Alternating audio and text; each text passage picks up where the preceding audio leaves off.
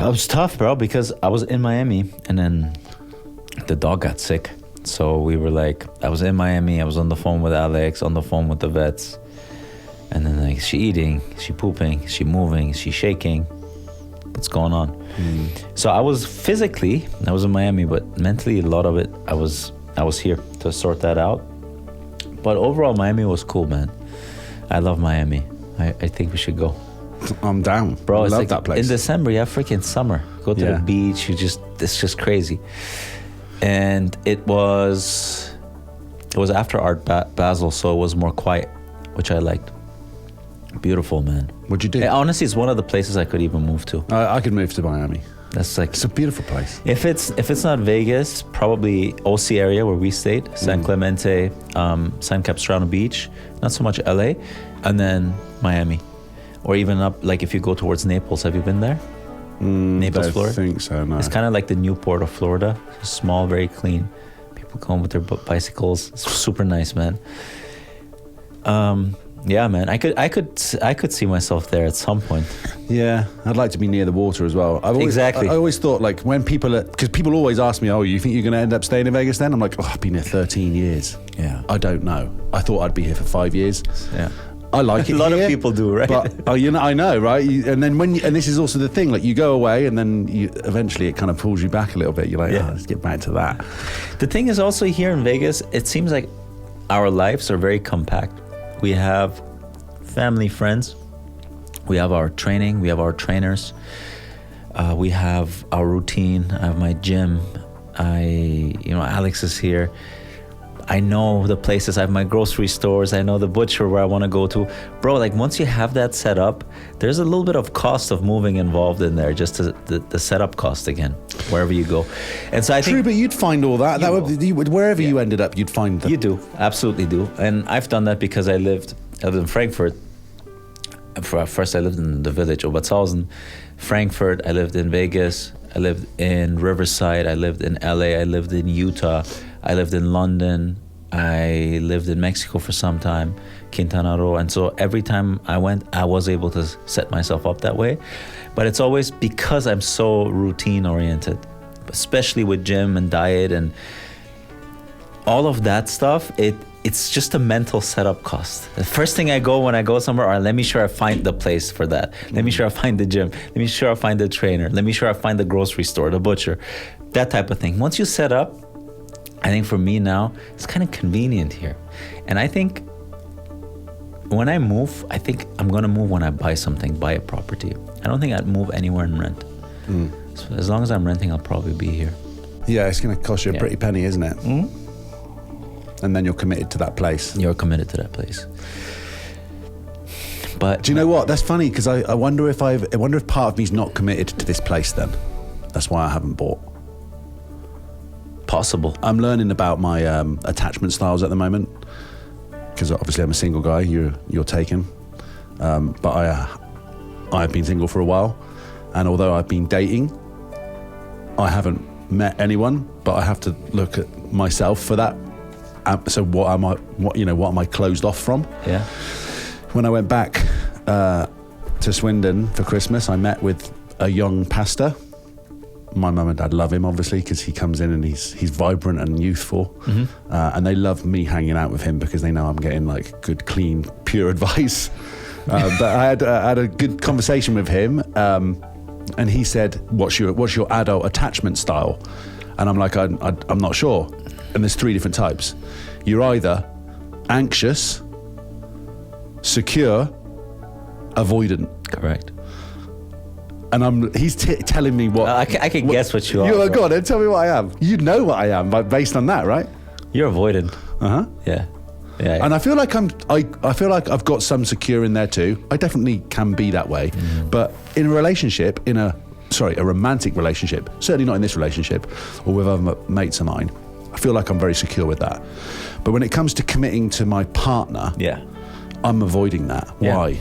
Why is that? I've got to unpack it. So I started this book to kind of, be honest with myself. And I have to then take in what the lessons are and do what is necessary to not be so avoidant with that. Do you have an inkling of why you might be so avoidant? I don't know. At first, we started talking about my ex, like my ex, 2015. Like this is 11 years ago now. And I'm like, I'm thinking to myself, I'm not attached to her still. I'm not thinking about getting back with her, but I'm guarding myself somehow from being hurt, I guess. Or also another trait of the avoidant is that it feels when you get to the point of the closeness with somebody, you then suddenly start thinking, oh, I'm going to lose all of my independence. I'm going to have no freedom. I'm going to have to be with but then that's supposed to be a good thing, right? Like I'm committing to that. We both have mutual growth with each other. That's what I preach. So I've got to get on with it. Why do I keep running from that?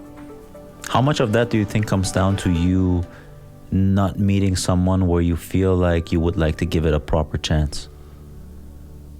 Most of it is that, but then am I setting my standards too high, or of it? I feel like I need to start going on some more dates. I know that. I need to actively participate in it. I can't just sit around waiting for God to hand me some girl around the corner. I've got to actively put myself in the position. I'm still not going to go on the apps. Because I like the idea of it being a bit more natural. But I suppose if I'm finding someone on Instagram who lives in the city and talking to them over DM, I'm basically on an app anyway, aren't I? Yes. So how's it any different if I'm on Hinge? But yeah. But something about being on an app I don't like the thought of that. I want to meet them. Yeah, I hear you. So I don't know. It's an interesting one. But I know that's something I've really got to work on. Mm-hmm. What are the things that you're looking for? What are kind of the things that you're looking for, but it seems like you're not finding I've got to get over my obsession with how they look. Like beauty. I'm looking for something that has to make me be like, oh, trophy. I want my mates to think that they're hot. Like, what's wrong with me? I need to just find someone who I think's gorgeous, and that's it.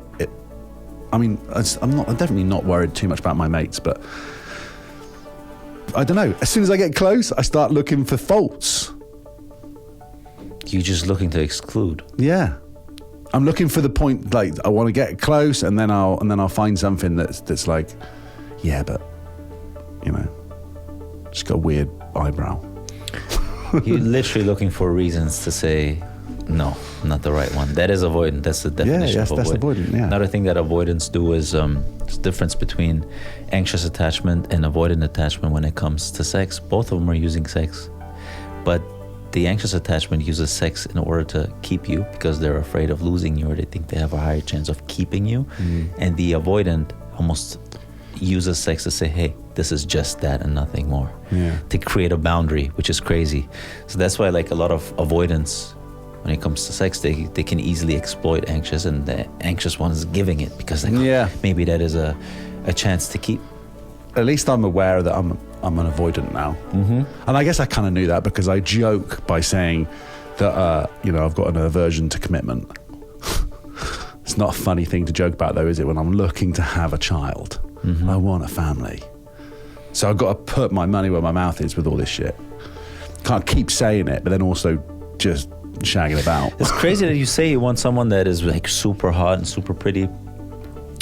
I was always, when I was single, I was actually looking for someone who isn't that on the first glance. I was always looking for someone where you have to really look at that person to see the beauty. I always liked natural. I didn't like anything done. I always liked the kind of sweetness, not too much makeup, sort of this sweet feminine energy rather than the loud, very like dolled up, a lot of makeup. That was never my type. I don't want somebody who is glammed out. I want someone who's gorgeous, and I know I can see that behind the makeup, because otherwise that would be another reason for me to be like, no. I know that the majority of my time is going to be spent with somebody with no makeup on. So I'm just looking for a pretty girl. They don't have to be like lashes did, hair did, nails did. I don't care. I want a girl who rocks it in sweats. Yeah. She looks good in joggers. She looks good in the Adidas, in the Kappa tracksuit top. Boom, she's mine. I'm good with that. Yeah, my mom always told me something when I was younger. She said, Puya, if you date the one you're most attracted to, the one that in your eyes is the prettiest, or the one that in your eyes is not so pretty, but has, like, let's say, good personality. She said 6 months, but I think that time varies. Over time, both of them even out in terms of physical attractiveness to you. Because when you wake up next to someone all the time, I think we're masters of adaptation based on evolution. We adapt to every situation. I think we also adapt to the fact that we wake up to that look every day. So that's, I think, where, people say the real beauty from within is going to show over time. There's truth to that, bro. There is truth to that. Because you can have the prettiest face, but if there's something that you find quote unquote ugly in the personality, over time you're not going to find that person attractive. And the other way around. I've had that too. It's like, oh, maybe not the one that on first glance I would have picked, but then there's something very nice in the personality, in the character, some sweetness, some caring, some, I guess, kind of like naturalness. She's confident with who she is. All of a sudden, after a couple of weeks, months, you feel more attracted to them. But it's difficult when you use beauty as such a criterion of exclusion in the beginning, because you can't really get to that point. Like, even if there's someone that would lead to you actually finding them attractive over time, if it doesn't get to date number 5, 6, and 7, it's not going to happen because the person's already excluded, right? Yeah. But I do agree with you that there needs to be some level of, I want to hug that person. Some level of, I want to grab their face and just kiss them on the cheek. Like that physical closeness. And that to me comes a lot of times independent of just the pure objective beauty. Sometimes there's something about the spirit of the person. It's like, man, she's so cute. I want to hug her. I wanna kiss her. That for me is already enough. It doesn't have to be like perfect face. Never had to be, I mean. And then that could also lead to something. Have you been on dates with people so far that you're like, oh man, physicality is there? Yeah. So that's normally that's something you find. That's normally my go-to. Yeah, I would take a girl on a date if I find her physically attractive. Okay, so you get to that stage, you find them to be attractive because you said, one of the reasons you're still alone is like maybe the beauty isn't there, but the beauty is there. You find them, you go on dates. So then the other thing isn't there, whatever that may be. Yeah, which is, I guess, the spark. But or I don't know. I've got to be careful that I'm not trying to just game them in and like to get them to be interested, because I can be like that type of a person as well. Like once they're interested, then I'm like, oh, see, I got it now. That's psychopath, sociopath. Like I get the toy, and then I'm like, I'm bored now. I think that's human nature, bro. To a certain degree, that's human nature, right? I mean, think about everything in life. The thing that signals scarcity signals value to us. And again, that's evolutionary. Like things that are scarce, that are hard to get, they signal value. That's why diamonds are so expensive and everyone wants them. If it was easily available, then people wouldn't be so interested in them. It's the same thing with humans, man. It's like if someone is too interested, especially in the beginning, we lose a certain level of interest, which is weird. It's just a weird thing because maybe that person wants to be very sweet, wants to be very nice and very giving. And for whatever reason, we kind of detach from that type of person. But then some person is like playing quote unquote games, hard to get, is not responding. We're like, why is she not responding? It's like, you know why I think? When that happens, we're questioning ourselves. So you and I going about our day, all of us have a subconscious idea of where we rank in society on all different dimensions. Romantically, physically, intellectually, socially, in terms of how popular we are. I think we all kind of have an idea based on probably the feedback we get from society. And when that happens, when we're like, oh yeah, I'm gonna take my shot here, and it doesn't happen, part of she plays hard to get, or she's not interested, part of it is like, I want to be with her, not necessarily because I want to be with her. I want to be with her or get her interest so that I don't have to reevaluate where I stand in the hierarchy of attractiveness or in the hierarchy of interest from the other gender. We want to hold on to the idea of who we are, to the fact that we are interesting, that we are. So some of it is literally just rectifying that relationship that you have with the idea of where you stand. And then we hold on to, okay, if she just comes back, shows interest, okay, good. I'm still good. I'm good to go. People still looking at me. I'm still ranking here. So I think maybe part of it that when you then have that, you just confirming again who you believe to be. So yes, that is part of the ego. I wouldn't call that psychopath or sociopath. That's probably a certain level of insecurity when it comes to that as well, that is involved there. So I'm not prepared to let someone get to know me really deeply then, if I'm hiding behind that somewhat to some degree. And why do you think that would be? I don't know. Maybe I got too many skeletons in my closet, or I'm scared of sharing them with someone because I'm worried that they'll run away. Maybe that's part of it. But we don't have to get into like your past relationships, but also if you've opened up and if you have shared parts of yourself and the relationship didn't work out and you got hurt, Then it wasn't for me anyway. then it wasn't for you, but also you're going to close up because that's going to be a certain level of trauma and negative emotion involved in there. And if you don't process that, I think we all carry that part within us. We always think that because we don't feel a certain emotion or trauma anymore, that it's gone. But it's still running on subconscious if you don't process it. I heard this analogy the other day, some psychologists that I listened to on YouTube. It's like, if you fill a cup with pee, half of it is pee, and you just pour water on top of it, the pee doesn't go away. It stays there, just dilutes it. It's not like you're throwing it out and then cleaning it up. So I think a lot of us, like, we have that negative unresolved emotion.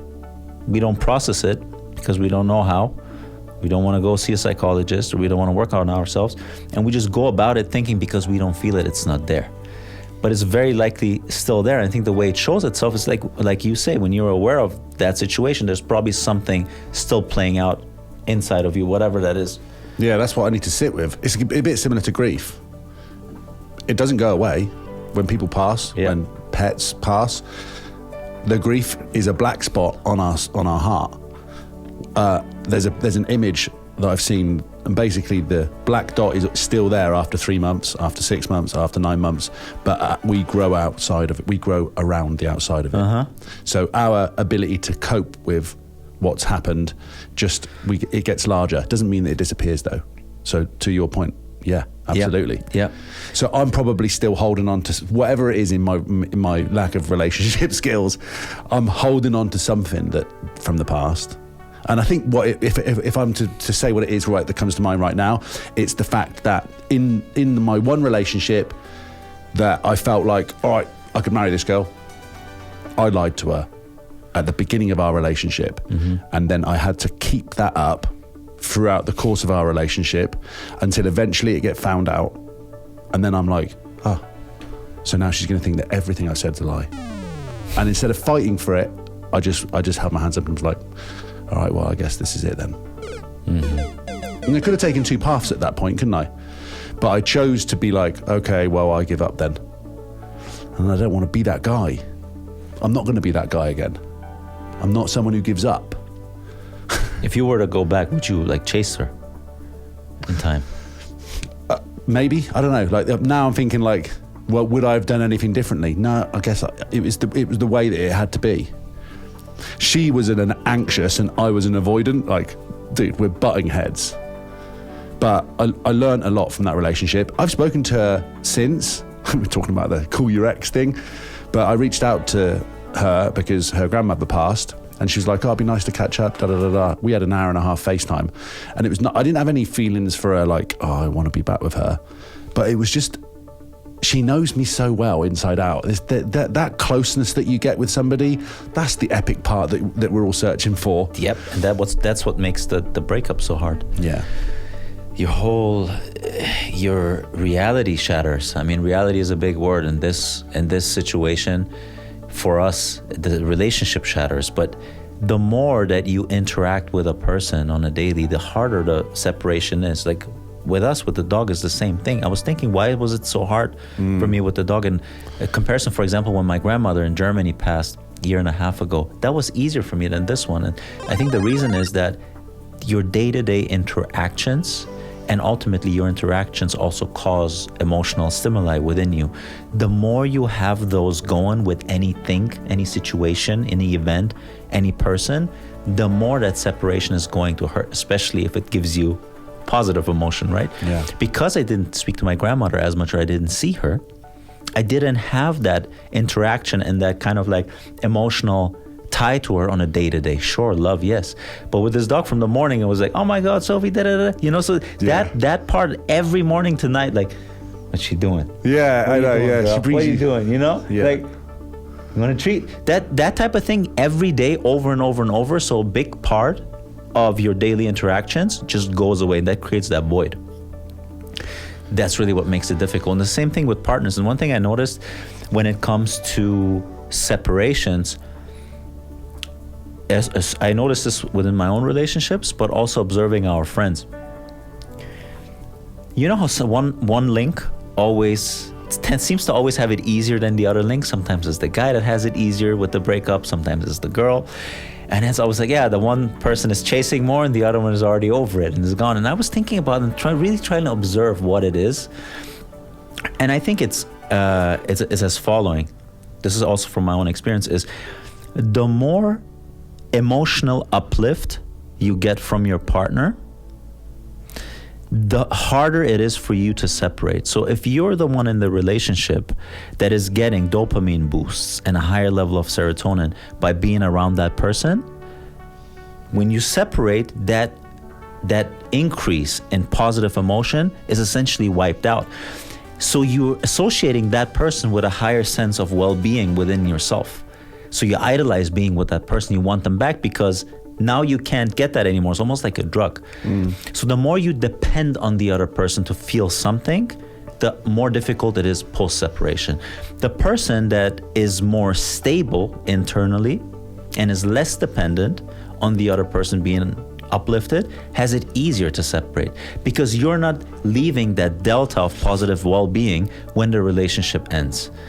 And really, like, what that really means is the person that is more confident, or the person more that is secure. more secure, internally Yeah. secure. And that doesn't mean that even if you're secure, you're not getting a sense of well-being being around the person. It just means that your sense of well-being and who you are and your self-esteem is already at a certain level that makes it easier for you to separate, because there is not so much more you're getting from that person. Your emotional state does not depend to that degree on that other person.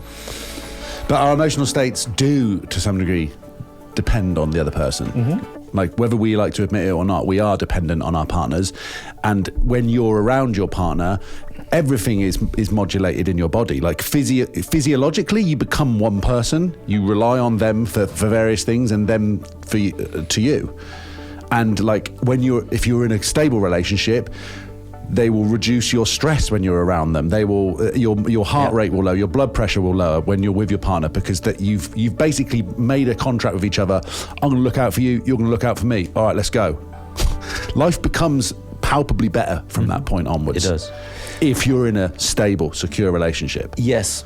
And I think the relationships that have the crazy lows and the crazy highs, those are the most difficult ones to separate from, because 50% of the time the relationship is terrible and 50% of the time the relationship is absolutely perfect. So imagine what that does to your internal state. We talk about dopamine spikes and dumps and spikes and dumps. Yeah, that's like a real addiction right there. Bro. Yeah, man. It's like a real thing. And then that's gone. It's like, shit. Yeah. You know? Now you only feel the low, you don't feel the high anymore. Yeah. And so you're chasing that. I mean, look around us. Like, we have friends, we know. The ones that really chase the most, and they're like, how do I get that person back? They're the ones, look at how the relationship went beforehand. Not a lot of times very stable, right? We kind of know how those relationships went. Yeah. But those are the ones where that one person, at least one person, is still holding on to it. Like, let me go after it. Yeah. Let me get it. Yeah. Yeah, that's absolutely true. And that, volatile or volatility in relationship, because this is also the thing.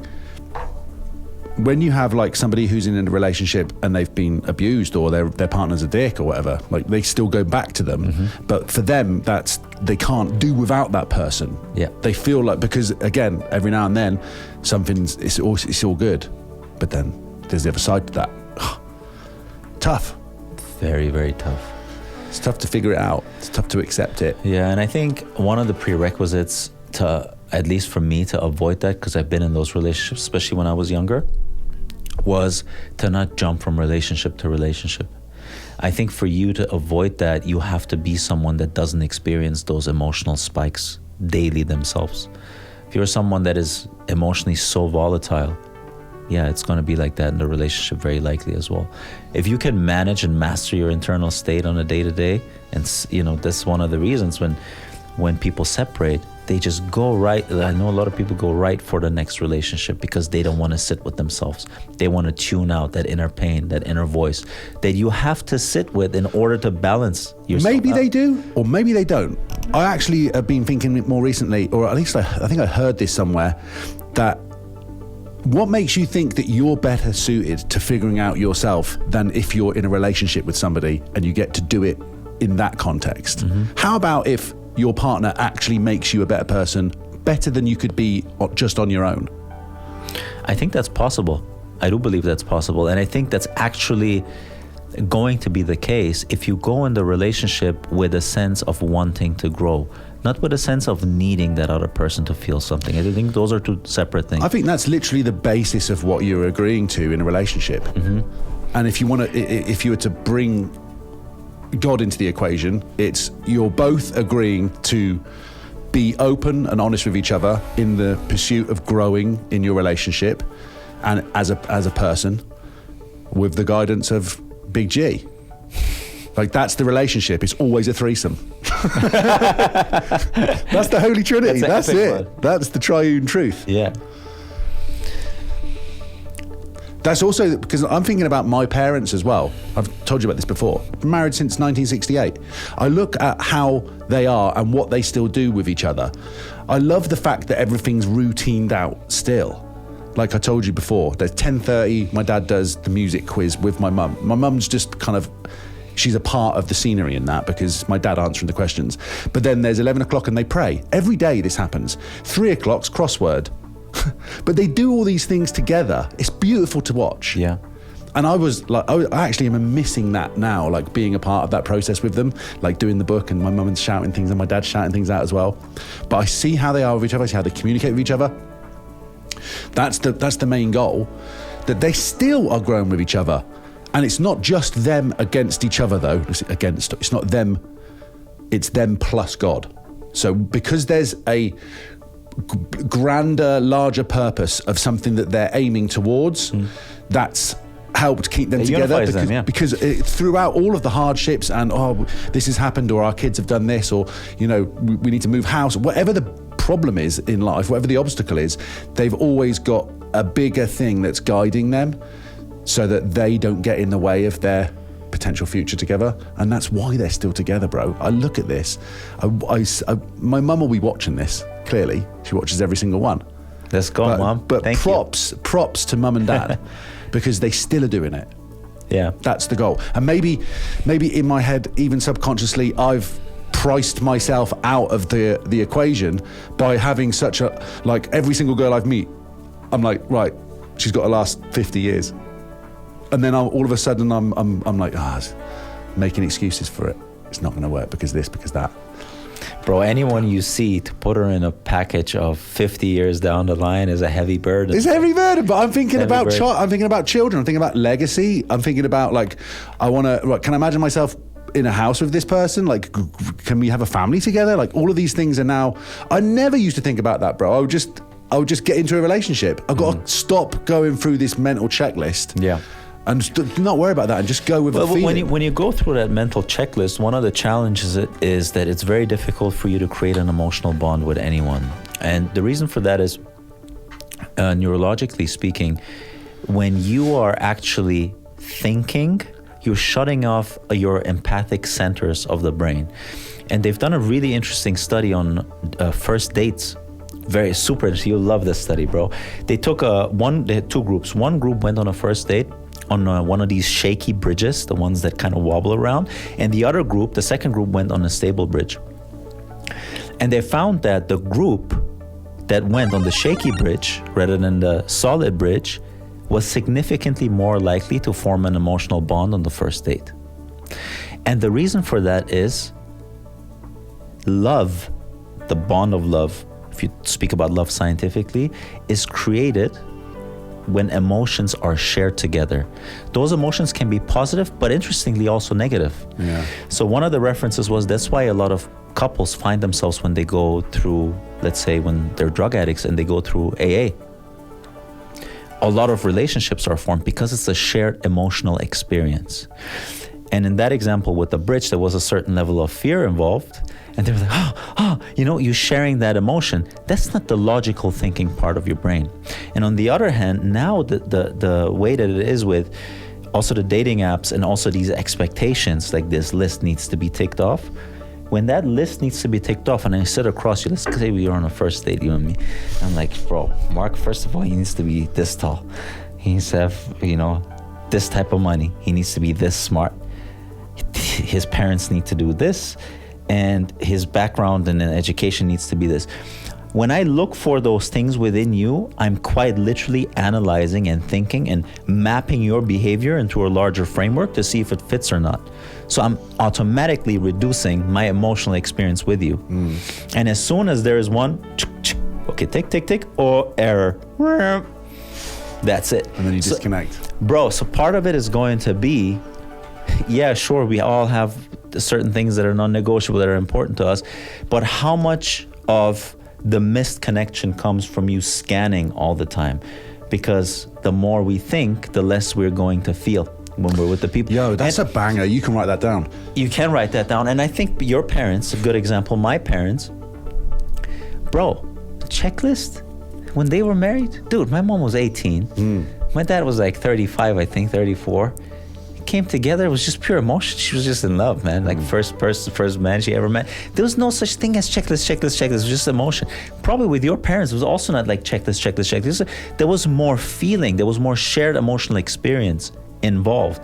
But now, because the options are so much, now everything that we see online and everything that we see, like observe around us, okay, this needs to be, he needs to have this car, she needs to have, the boobs need to be this big. Yes, this is. It's like we're window shopping, aren't we? We're window shopping for. Wow, bro, that's tough, man.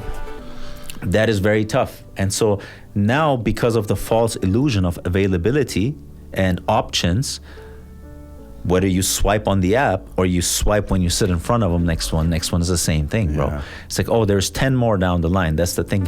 When there's 10 more down the line, how emotionally involved can you be with how much emotion can you share with that person across of you? You're just mapping and ranking. How does she rank in terms of the one that came before and the one that might come next week? It's a shocker. So that's the challenge, bro. That is the tough thing. You know me really well, okay? You've known me, what, 3 years? 3.5 years? Yeah. What would your advice be to me? If, like, you're in a relationship and I would say you're in a stable one. You've got great misses, you're great with each other. I like what I see. I want to be in that environment. I want that for myself. Help me out. What would you say? What do I need to do? And I'm comfortable with some hard truths. If you want to really get stab me, I'm all right with that. Tell me what's what. I think it's a tough question, bro. Let me think about that for a second. That's a big question.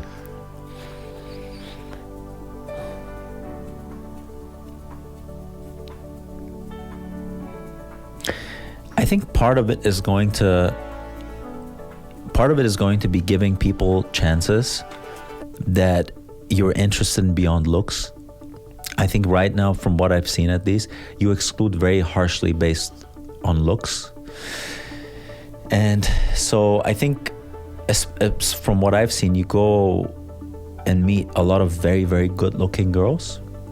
And a lot of times the other things that you're looking for, which is kind of this feminine care, this kind of sweetness, this kind of empathy, this nurturing part goes missing. And I think that, again, to bring it back to the conversation of that, to me is more attractive than a nice set of boobs, than a very pretty face. Like, that thing is really, really attractive to me, but that thing is kind of hidden behind the looks in the beginning. So you would have to get somewhat emotionally involved with that person, get to know that person, and share some parts of you. So I think part of it is not so harshly excluding based on looks. That will already also open up, just by sheer quantity, the amount of dates you can go on. It's like, you know what, this person's actually very interesting.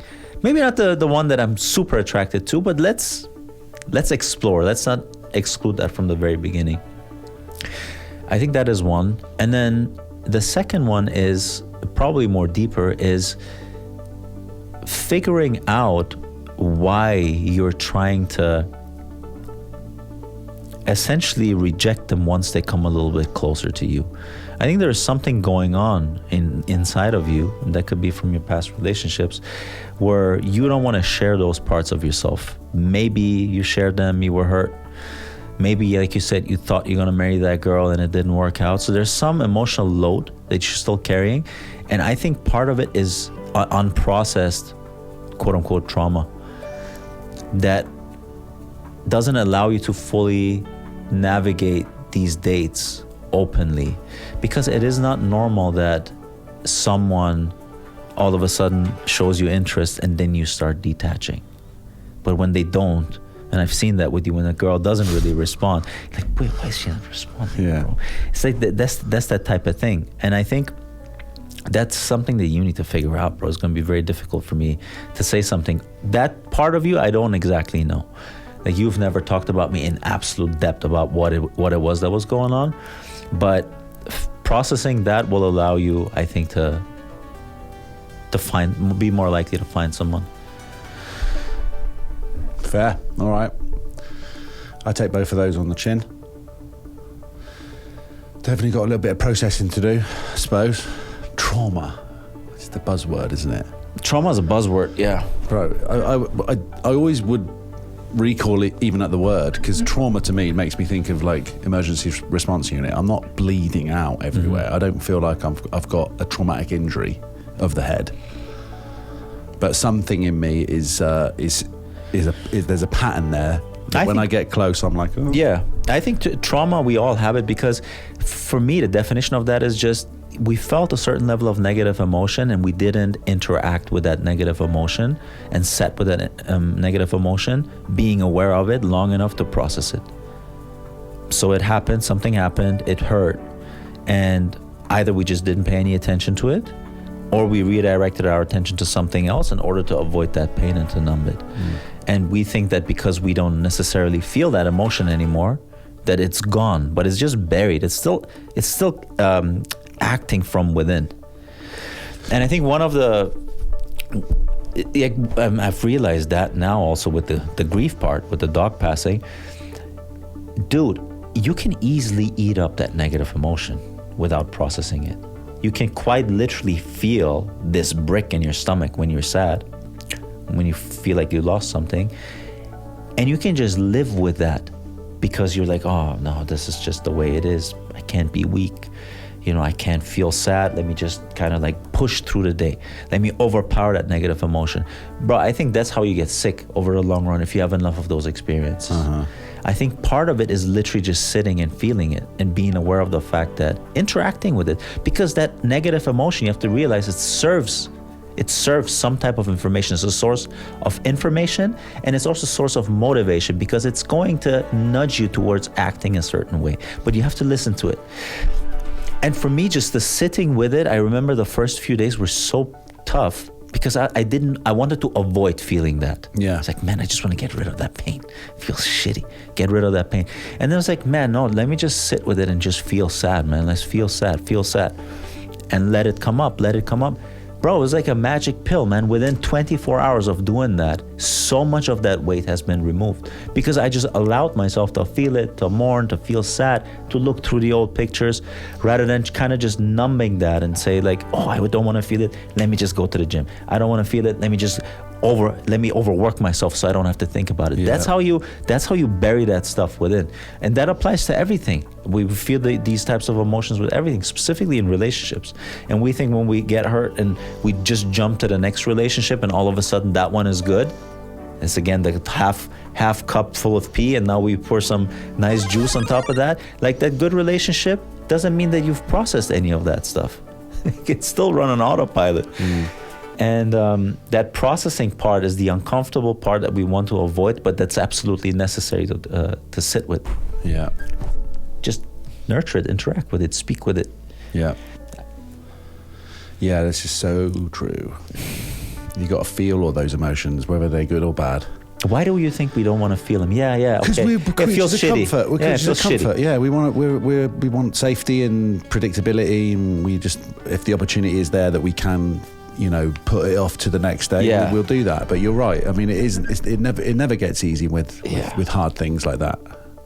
But you have to go through it. Well, you have to shed a tear. Also, sometimes like crying, not specifically, but like I'm guessing when somebody passes, like you can't bottle it up. It's so important. One thing you need to do is make sure you're talking to somebody. Be in communication. Don't be going into like introverting into your den. Communicate and actually like let it out. Letting it out is the thing. So I would bawl my eyes out. But afterwards, and especially like you were saying, when you're with somebody and you have those moments of like hardship together, and then you come through it together, doubly strengthen. Absolutely. Bro. Well, those are necessary glue. for you to get closer with that person. Yeah. That's why, there is no such thing as growth without hardship. So that hardship is a prerequisite, but it's not a guarantee, because you can go through hardship and also divert. Yes. So part of it is how do you navigate the hardship. I always like to compare hardship to a gym. I don't know why. It was an analogy that came to my mind years ago when I was going through my breakup with my ex. What, like tearing a muscle and it comes back stronger? Actually, yeah, you could say that. I didn't think about it that way. I always thought of the gym as is a place where you can go and actually lift and work out, or you can go to the gym and sit on your phone. The gym in itself is an opportunity, but it's not a guarantee for you to build your body and your mind. You can also you could just sit there and just bullshit yourself. Yeah, I've done that quite a few times, bro. It's like swipe. An hour and a half goes by. I did 3 sets, bro. What did you do? Yeah. Those days are. That's why shout out to Dylan, man. 45 minutes and I'm done. And I think the hardship is the same thing. And people always say, bro, he hasn't hit rock bottom yet. There's no guarantee hitting rock bottom and coming out of it well. You're just fooling yourself thinking, it needs to get worse before it gets better. It getting worse is an opportunity today for you to actually level up, but it's about how do you deal with the hardship. Because you can deal with hardship and crumble, or you can deal with hardship and grow. And I think part of it is navigating yourself through that and the right way. And part of it is allowing those emotions to interact with you and changing your perspective on negative emotion. I think our default is we don't want to feel negative emotion. We try to avoid that. Let's numb it, let's drink, let's party, let's eat something, let's eat sweets, let's watch shows to numb it. Noise. So the relationship with the emotion needs to be changed to something that you value. How can you value negative emotion? By understanding that it's some manifestation from the divine. Like emotion to me is the language of God, is the language of the universe, and it gives you information that nothing rationally can get you. The emotion is there as a source of information that is connected to something transcendental, but that relationship with that negative emotion needs to be looked at from that lens in order for you to value it enough and sit with it. Otherwise, if you just look at it as nuisance, it's like, go away, I don't want you. But that's how people get sick, that's how people get long-term trauma, and that's how people carry all that baggage there, because it's uncomfortable. To a certain degree, then courage is also a prerequisite for you to do it, is proactively facing the thing you're trying to avoid, which is again nothing else but what Carl Jung says: you will find what you most need where you least want to look. Is the fact that there is something that you don't want to look at, you should be looking at it, and if you look at it, you're going to be able to grow from that. And I think that type of negative emotion, grief specifically, even anger, it's there for you to look at. What's his name? The actor Robin Williams, the guy who committed suicide? Yeah. Bro, his wife said, I didn't see anything coming. He was completely normal. The guy that makes everyone laugh all the time until the last day, no one sees any level of sadness in him, and then he takes his life. What do you think that is, man? You just said it. Like, there's part of it not just eating it, communicating with other people, and also sitting with it. And maybe that part is letting it out. That could be crying. Quite literally, crying is going to be a relief when you're sad. But if you're bottling that up, quite literally, when you don't cry, you die. So it's like you want to let that out, right? And I think specifically for guys, it's very difficult to do. But I think that's very important to do. And when you actually do it, you will feel that level of relief. You'll see, like, you can sense it was the right thing to do. It's not the right thing to bottle it up all of the time. I'm highly emotional like that. Are you? How like where do you rate yourself on your EQ level? You know, your emotional quota. Funny you mentioned EQ. EQ, actually, I looked into it in more depth. You might be interested in that. Out of the big 5 personality traits, ocean, I'll repeat it, openness, conscientiousness, extroversion, agreeableness, and neuroticism. EQ is a bundle of 3 of those traits. Extroversion, agreeableness, and neuroticism. High extroversion, high agreeableness, and low neuroticism equates to a high EQ, and it explains over 80% of the variance in EQ.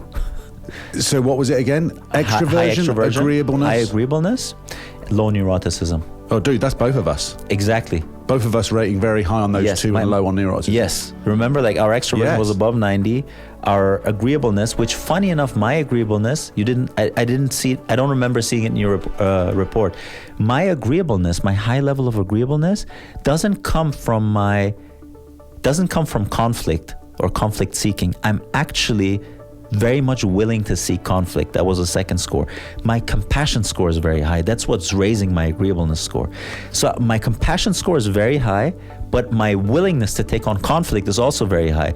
Typically, female agreeableness is higher because they're not willing to see conflict as much as men do. Yeah. Hence why they're also less likely to ask for a promotion on the job, because they don't want to get involved in those conversations. Yeah. I actually have very high pain tolerance when it comes to conflict, but I also have very high compassion scores. And so that's what's raising my agreeableness. And neuroticism was like less than 2. It was almost 0. And I think part of it. I think yours was 0. Was 0, I think right? mine was 3, which I was like, I'm crushing it. And then I saw yours, and you were like 0. Well, mine really went down because I've done the test also before my psychedelic experience. Mine went really down after my psilocybin trip. So when I got the test twice. I've done the test 3 times. Okay. So it went down Just to nudge. I could probably up that a little bit. I could probably take that back. Bro, like, let's change my personality. Well, some of those change with age, but a lot of them change. With an experience like that, like a near-death experience, ego-death experience, psychedelic experience. Funny enough, when it comes to the John Hopkins studies on psychedelics, the ones that actually cure PTSD are the ones. It's not enough to just go through a psilocybin trip with a therapist. That's initially what they thought. A high enough dose, then a therapist is going to reduce baseline neuroticism. That's not the case. The key factor in those trips actually reducing PTSD and therefore baseline neuroticism is having an ego death experience as a result of your trip. So if you're only doing the trip and you're seeing colors, it's actually not going to work again for your PTSD and reducing. Yeah, that's just recreational mushroom taking. Exactly. So it's not it's not only the dose, not only the therapist, it's actually the experience of shedding your ego. Mm-hmm. So interesting, bro. So interesting. And so to speak about the EQ, the question was, where do you rate your EQ? I think probably that's my main strength. If I had to pick one thing with everything in all these areas that I'm working in, interpersonally, professionally, I think is EQ. That's probably why a lot of people come to you for your opinion on stuff. It could be. I mean, look, think about it. If we just think about it technically, if you score high on extroversion, you're comfortable being around people and interacting with people and sharing with people and listening to people. If you score high on agreeableness, specifically compassion, I feel for you. I feel that level of empathy for you. If you tell me something, I'm actually able to take on your perspective and try to put myself in your shoes, which is extremely important if you're trying to help someone or if a friend wants to have your opinion, right? And then the third one, neuroticism, it just means that when someone is speaking to you, you're not being overly anxious and not being overly reacting emotionally to what it is. You can kind of keep emotional neutrality whilst being compassionate and whilst being communicative, extroverted enough. So it's kind of like the right bundle of traits if someone has something they want to talk to you about. And so I think yes, I think that's probably what it is. And I'm also very interested in people and less so in things, which is actually a more feminine trait. Females and males separate in interest between peoples and things. Males are more interested in things dispositionally and females in in people, but I'm actually very interested in people. I think that's why we're both interested in psychology as well. Yeah, this is very true, and I noticed that about you. I also feel like it's because of the level of discipline that you have with the way that you live your life. You have capacity to be able to take people's situations on and give them a neutral point of view on that. Because some people you would talk to, and they just haven't got the capacity to even like they're dealing with their own things, right? Or there's too many things going on, and that oh, I haven't got the time for this, or I can't. They can't meet you there eye to eye, but you have that, and I think that that's a large part down to how routine and stable you are with your life and the way that you are across the board. We've said this before about whatever the value hierarchy is for you. You're very neutral across the board. There isn't one area that gets more than the other, or at least it appears that way. Mm-hmm. You know, whether it's your fitness, whether it's your career, whether it's how you are interpersonally, you're pretty good on each one. Bro, am I on a date with you still? It sounds like I'm trying to go. Yeah. We're trying to get date two, aren't I? This is. I'm just filling you with compliments here. But that's what it is. You have capacity to deal with other people's problems because you've sat with your own for long enough. That's a big tick for Puya. Respect for that. Thank you. And I think that that's something that I need to learn as well, is to sit with the parts of myself that I don't like that much, instead of relying more on what I know I'm good at, because that's where I'm going to improve the most if I concentrate on those areas. Get comfortable with being uncomfortable, isn't it? Yeah. I think exactly. I think when it comes to listening to people, one thing that I've noticed over the last few years is that my thoughts have slowed down. I think that's another part, and I don't know where that fits into this EQ equation, but being able to slow down your thoughts allows you to be more one-minded and less split-minded, less all over the place and more focused. And I think the more one-minded you are, the more tuned in you are to that person. Yeah, and I think everything. Think about, bro, that reminds me of flow state. Think about flow state. What is flow state? Flow state is one-pointedness of the mind. Whenever you're in flow state, when you forget about everything else, it's actually, you're so consumed by what it is you're doing, you don't have any thoughts interfering with your one-pointedness. Yeah. And that equates to a certain level of well-being and happiness. If you think about the absence of one-pointedness of the mind, scatter of the brain. Oh, what's my boss gonna think? Did I already pack that for my vacation? Oh my God, I'm late on my payment. Man, what do I do next month for my bills? That's the opposite of one-pointedness of the mind. And think about how that equates with your sense of well-being. So I think, to bring it back to that, I think part of it is the practice of one-pointedness of the mind that applies again in having an open ear for your friends. It applies to being able to be self-aware. It's hard to be self-aware if your mind is all over the place. Yeah.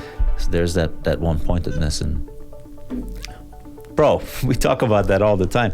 That's the skill to master, man. It's being aware of your thoughts, being aware of your dialogue. Catching yourself. It's hard. The hardest thing is to catch yourself when you go off on one of those thought kind of things, and to go, oh, hang on a minute. How did I even get to that point? Exactly. You're like, rewind it back. Yes. Be done with that. Yes. But then when your mind is actually slowed down, you can essentially recreate the chain that led to that thought. Have you had those moments where you're like, oh, why did I think that? Oh, because of this, that was this, that was this. That's when you're aware of the chain of thoughts. Most of the time, we're not aware of it. Yeah. It takes on a life of its own. So the more you can slow those thoughts down, the more able you are to track and be aware of them. The faster they go all fire on all cylinders, the more difficult it is to be aware of them. Yeah, and when you've got, that's the sound mind then, isn't it? Because when you've got that clean slate, yeah, whatever the person is that's talking to you or whatever your situation is, you're able to approach it without kind of stressing out about it, without getting clammy hands. Mm-hmm. You can just be like, right, this. And you can make it's like a chessboard, you can make your moves. That chessboard is called perspective. Exactly. So exactly that.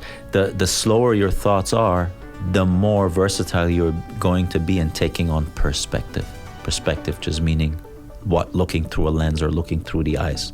And the more you can put different colors of lenses on you, the more perspectives you can take on. And the more you can do that, the more you can choose a perspective that aligns with where you want to go.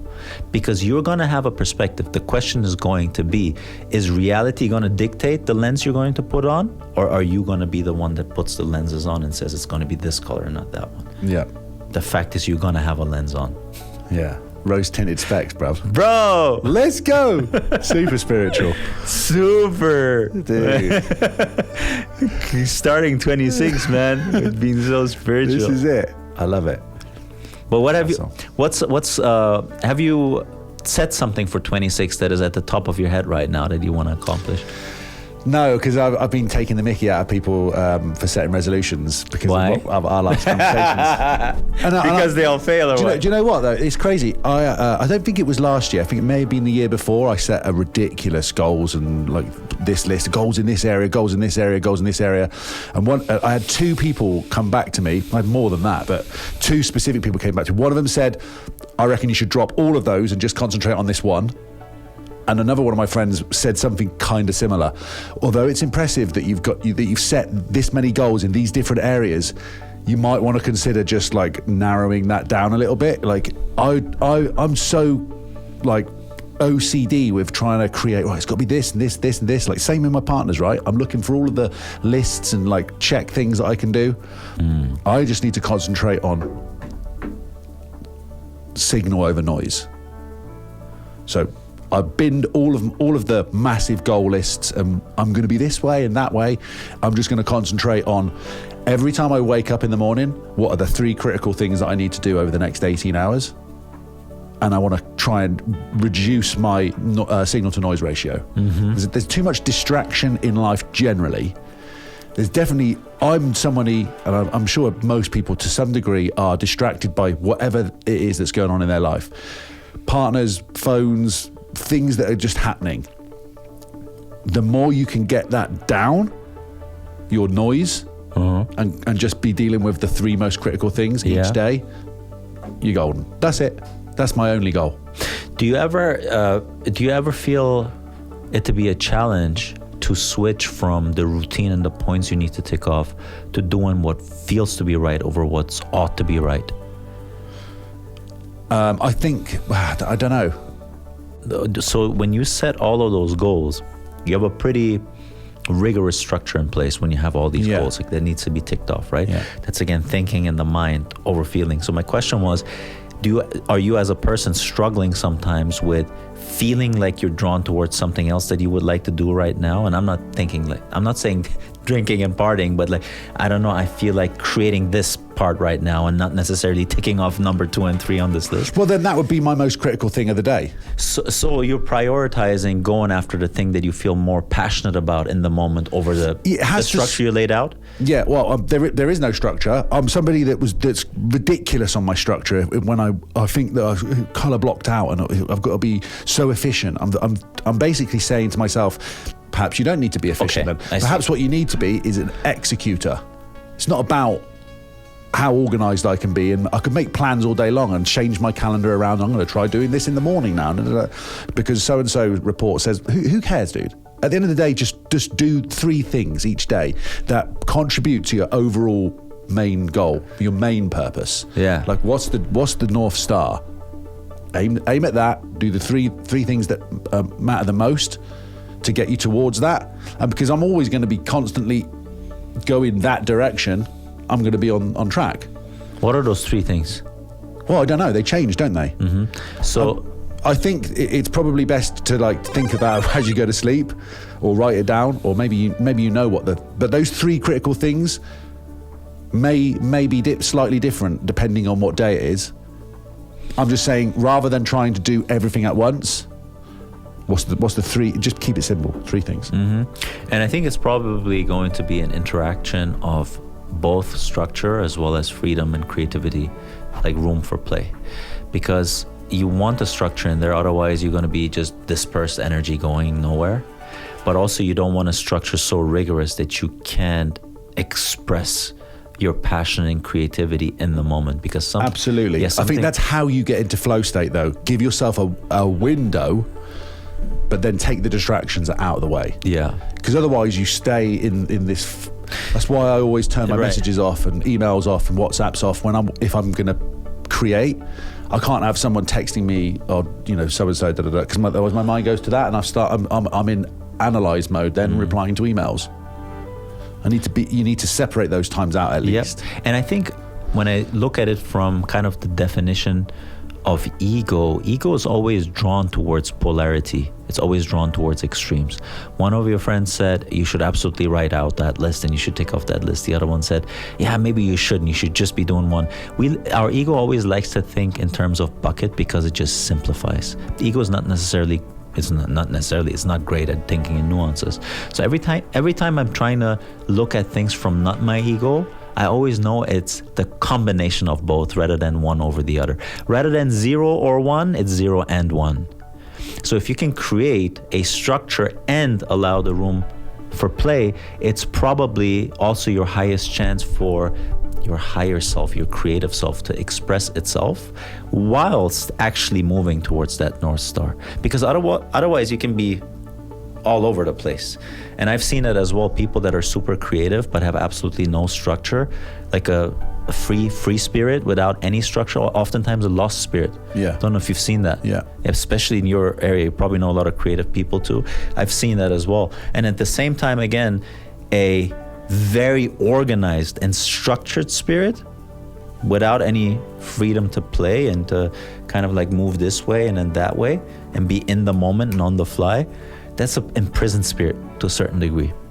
Yeah, you got to embody both. Haven't you? You have to be the director and the producer. Yes, and that's kind of, it's a challenge. So that's something you need to teach yourself, because you have to kind of be honest with yourself. When are you bullshitting yourself?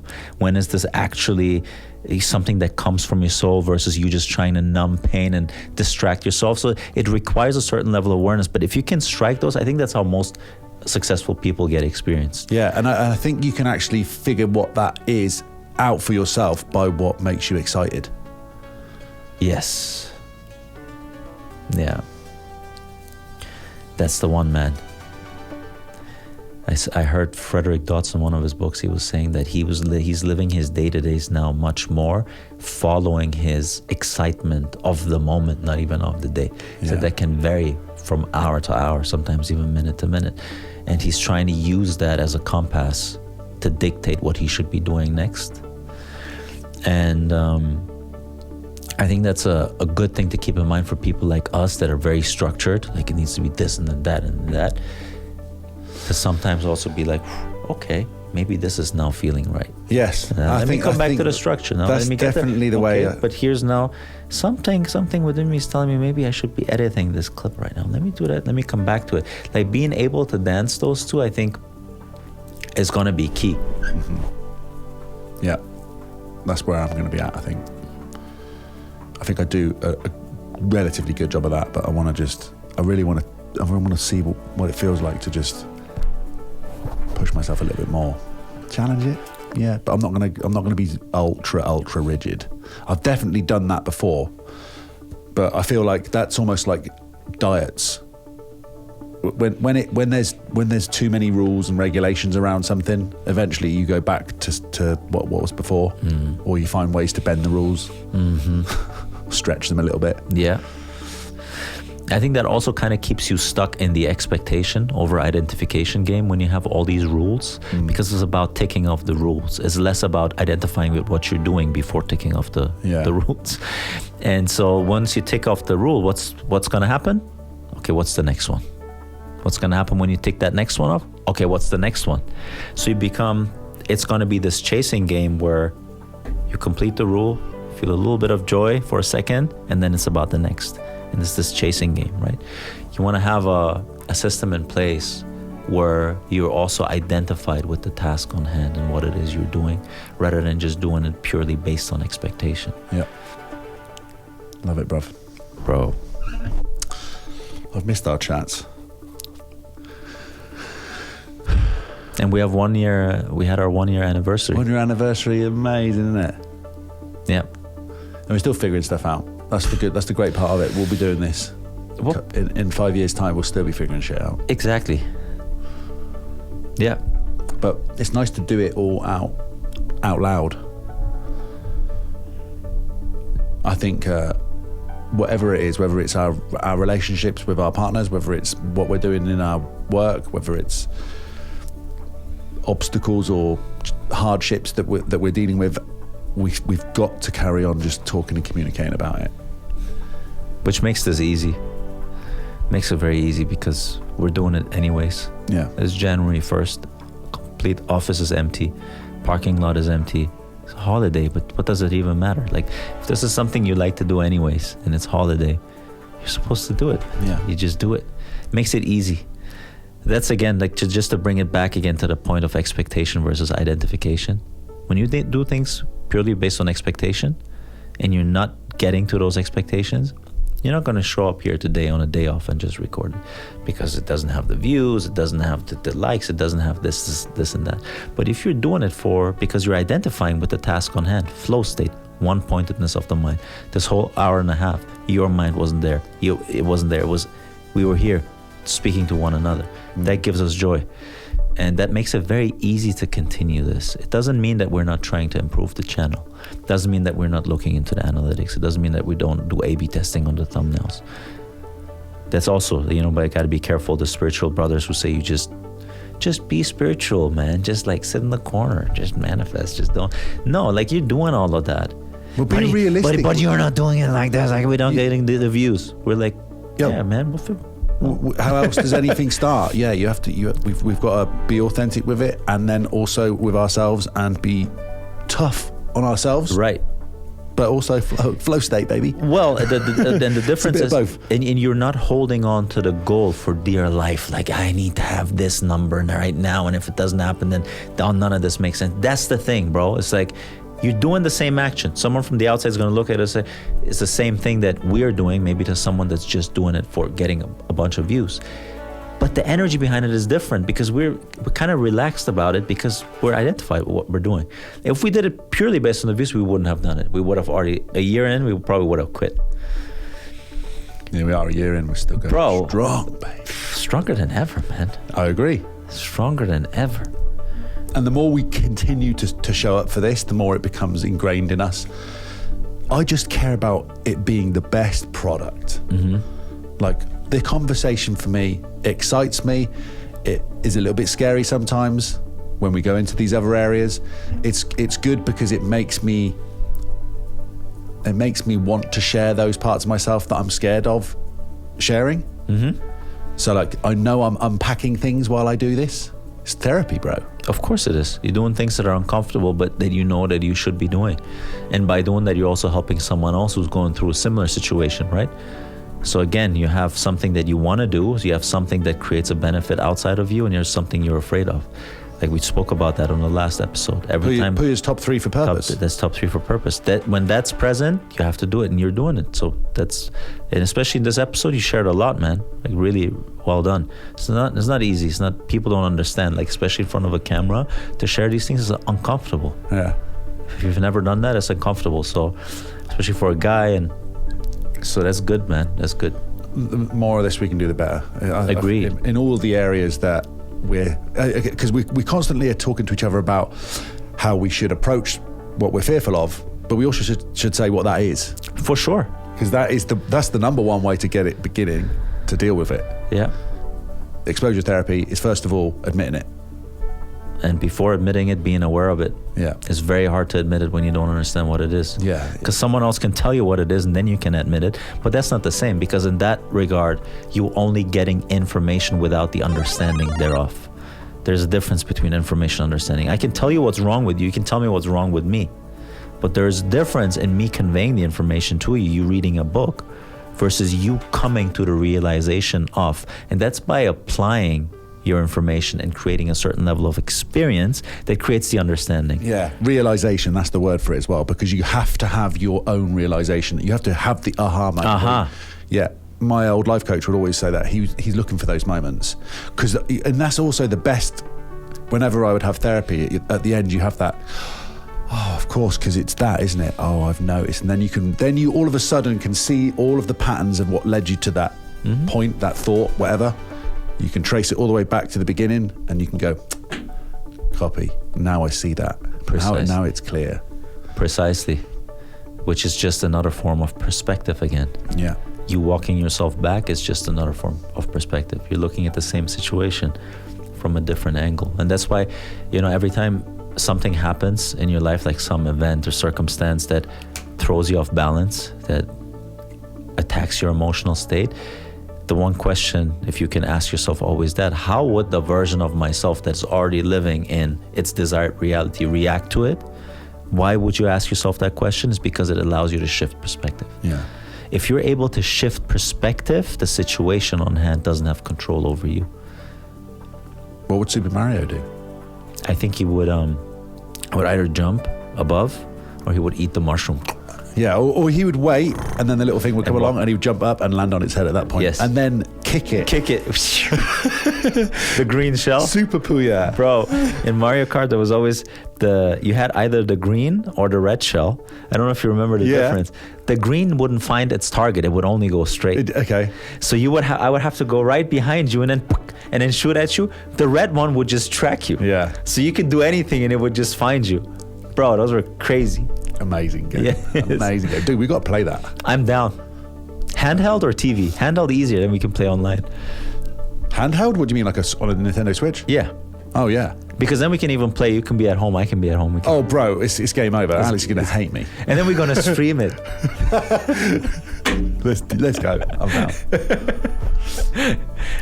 All right, bro. All right, bro. Nice one. Nice one. Cheers, bro. Cheers. Prost.